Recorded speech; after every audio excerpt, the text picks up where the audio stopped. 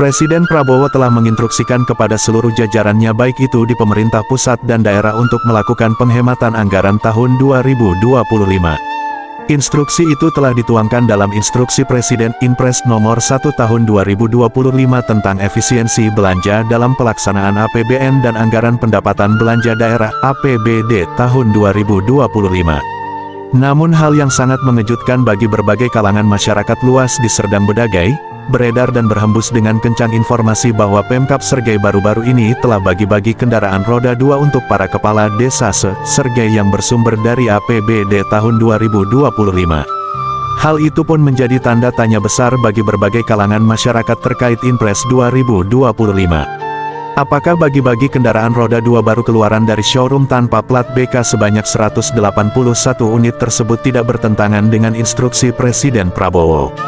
Nah, setelah dilakukan penelusuran di lapangan, diterima informasi dari beberapa orang kepala desa yang bertugas di 3 kecamatan Kabupaten Sergei, bahwa 181 unit kendaraan roda 2 sepeda itu merupakan kendaraan dinas bagi kepala desa sebagai pengganti kendaraan dinas yang lama.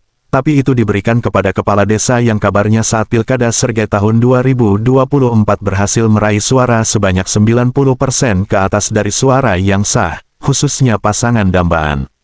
Sedangkan bagi 62 orang kepala desa yang tidak memenuhi target pencapaian 90% ke atas perolehan suara dari suara yang sah, maka kendaraan roda 2 tersebut belum dianggarkan pada tahun 2025. Saat ini hanya 181 orang saja yang diberikan kendaraan roda 2, seperti di Kecamatan Teluk Mengkudu, ada 4 orang kepala desa yang tidak menerima kendaraan roda 2 dan begitu juga di Kecamatan Tebing Tinggi Syah Bandar. Kabarnya hanya 2 kepala desa aja yang menerima sepeda motor, karena banyak kepala desa yang tidak berhasil meraih 90% suara dari suara sah untuk pasangan dambaan. Nah, yang menjadi misteri saat ini adalah pemberian 181 unit sepeda motor listrik yang masih kabarnya bersumber dari orang nomor 1 di Provinsi Sumut dan dananya tidak pula masuk dalam anggaran APBD Provinsi Sumut tahun 2025. Apakah ini bersumber dari dana pribadi? Hingga kini belum dapat diketahui secara pasti kebenaran anggaran tersebut dari mana sumbernya. Para kepala desa yang memperoleh kendaraan roda 2 dan sepeda motor listrik saat ditanyakan bagaimana perasaannya, mengaku bahagia dan gembira, meskipun masih ada dana yang ditunggu pencariannya habis bulan puasa ini. Makan tak makan yang penting kumpul di Hari Raya Idul Fitri dan jangan lupa naik sepeda motor yang baru.